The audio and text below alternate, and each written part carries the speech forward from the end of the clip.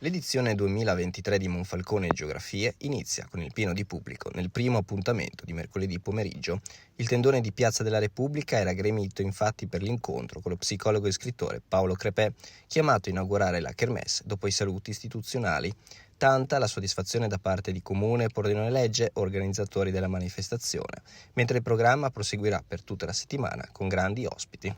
Siamo con Paolo Crepè, primo ospite del Festival Letterario Geografie.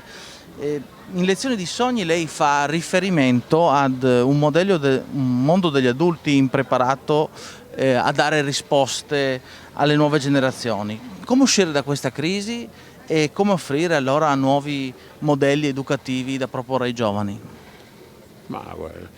Alzando gli occhi, guardando la luna e cercando di alimentare le nostre aspettative, la nostra voglia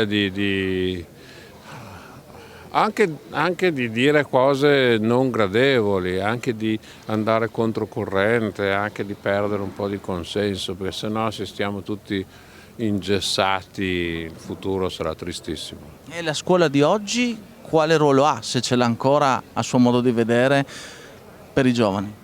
La scuola ha sempre un ruolo, anche quando è negativo. La scuola c'è, la scuola non si può sostituire con nulla, spero che nessuno voglia sostituirla con un computer. La scuola è un luogo di crescita, ma anche di allegria, anche di trasgressione, anche di bellezza.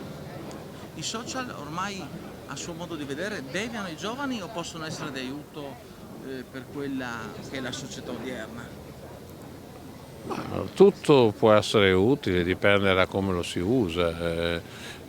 La macchina è utilissima, se poi vai a 200 km all'ora nella nebbia sei un cretino, quindi non è colpa della macchina, è colpa di chi la guida nella nebbia, magari anche ubriaco.